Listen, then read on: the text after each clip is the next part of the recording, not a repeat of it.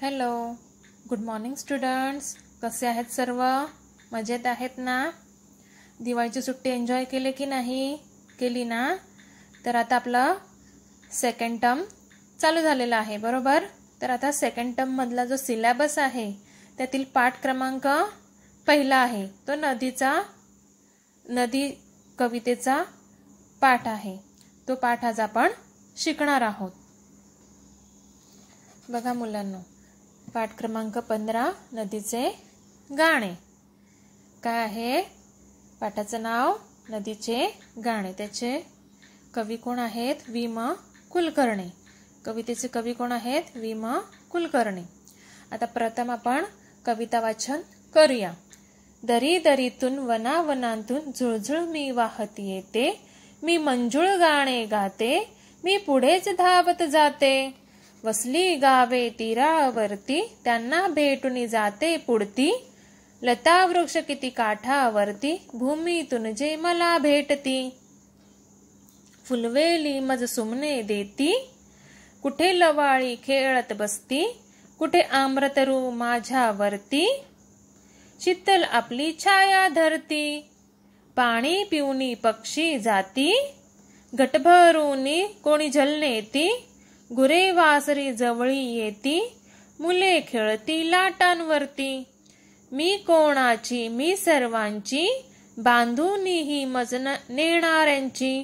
जेथे जाईन तेथे फुलवीन, बाग मनोहर आनंदाची. आता मुलांनो, नदीवर कधी गेलेले आहेत का तुम्ही? नदीवर पोहण्यासाठी गेलेले आहेत का? गावच्या ठिकाणी आपल्याला नद्या बघायला मिळतात. आपल्याला शहरामध्ये नद्या पाहायला मिळतात का? तर नाही. आपल्याला नद्या ह्या गावच्या ठिकाणीच जास्तीत जास्त करून पाहायला मिळतात, बरोबर ना? तर ह्या नदीचा उगम कुठे होतो तुम्हाला माहित आहे?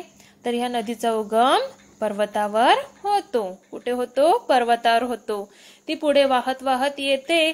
त्याचे लहान लहान किंवा मोठे ओहळ एकमेकांना जोडल्यावरतीच ही नदी मोठी होते, बरोबर? तिचे स्वरूप वाढते आणि मग ती नंतर सगळ्यात शेवटी कुठे जाऊन मिळते? सागराला मिळते. आता ही नदी, या नदीचं वर्णन या कवितेच्या पाठामध्ये आलेलं आहे, ते आपण पाहणार आहोत. दरी दरीतून वनावनातून झुळझुळ मी वाहत येते, मी मंजुळ गाणे गाते, मी पुढेच धावत जाते.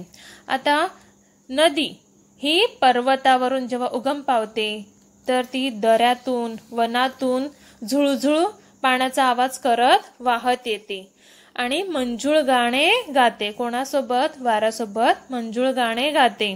आणि ही नदी कायम स्थिर असते का? तलावाचं पाणी कसं असतं? स्थिर असतं. पण ही नदीचं पाणी कसं असतं? ती कधीही थांबत नाही. ती पुढे वाहत वाहतच जाते. ती पुढे वाहत जाते.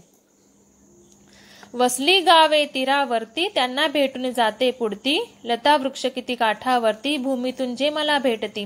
आता या नदीच्याच पाण्यावरती, जिथे नदीचं पाणी असेल, जिथे पाण्याचं प्रमाण जास्त असते, तिथेच लोक वस्ती करायला म्हणजे नेहमी पुढे येतात. आता जेथे जेथे नद्या आहेत, नद्यांच्या किनारी अनेक गावं वसलेली आहेत, तिथेच आपल्याला लोकसंख्या वाढलेली दिसते. तिथेच कारखाने आहेत. कारखाने वाढल्यामुळेच तिथे लोक रोजगार मिळतील या दृष्टीने लोक राहण्यासाठी येतात की नाही? म्हणजेच काय, या नदीच्या काठावरती अनेक गावे वसलेली आहेत. त्यांना भेटून ती कुठे जाते? पुढे जाते. आणि याच काठावरती अनेक लता म्हणजे काय? तर वेली.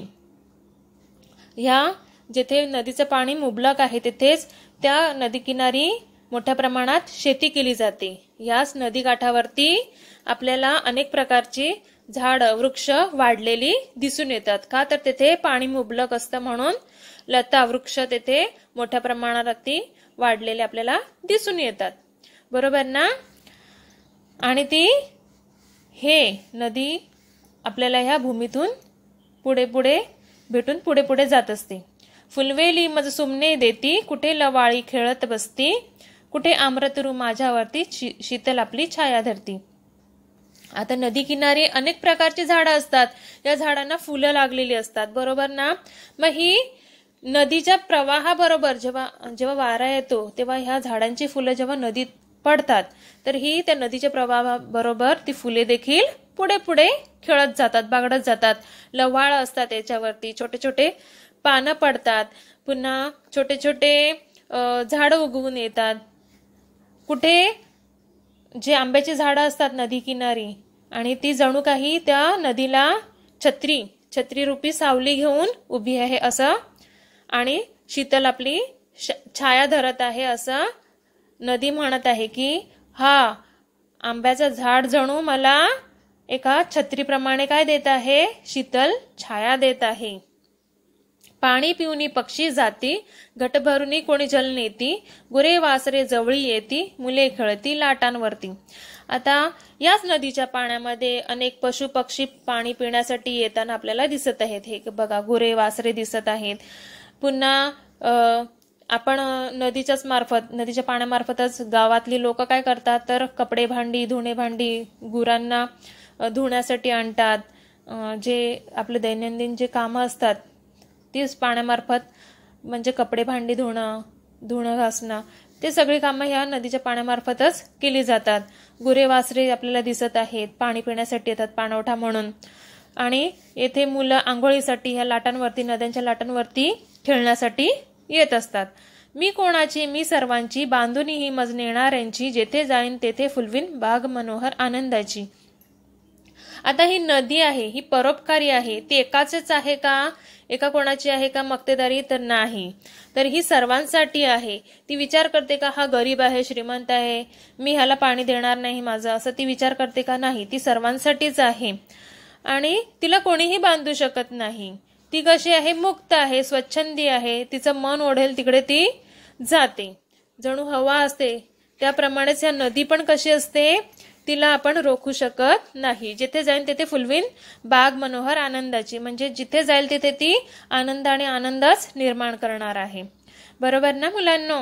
समजलं तुम्हाला कवितेचा सारांश? तर आता आपण शब्दार्थ पाहूया.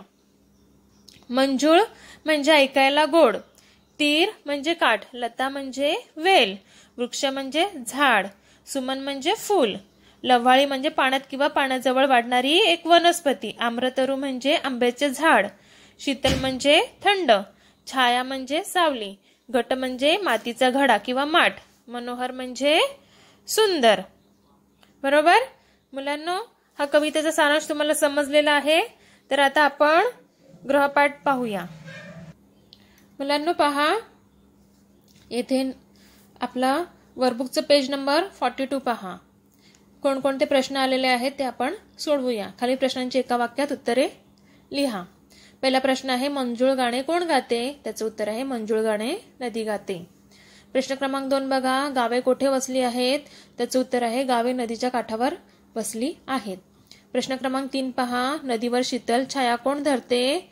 त्याचं उत्तर आहे, नदीवर शीतल छाया आंब्याची झाडे धरतात.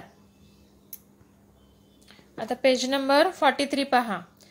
प्रश्न क्रमांक 4, नदी जेथे जाईल तेथे काय करेल? त्याचं उत्तर आहे, नदी जाईल तेथे आनंदाची सुंदर बाग फुलवेल. प्रश्न क्रमांक 5 पहा, नदी कोठून वाहत येते? त्याचं उत्तर आहे, नदी दरीतून व वनांतून वाहत येते.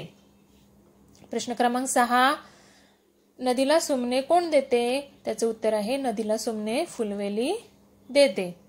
प्रश्न क्रमांक 7 पहा, नदीच्या पाण्यात कोण आपली तहान भागवते? त्याचं उत्तर आहे, नदीच्या पाण्यात गुरे, वासरे, पक्षी व मानव असे सर्वच जण आपली तहान भागवतात.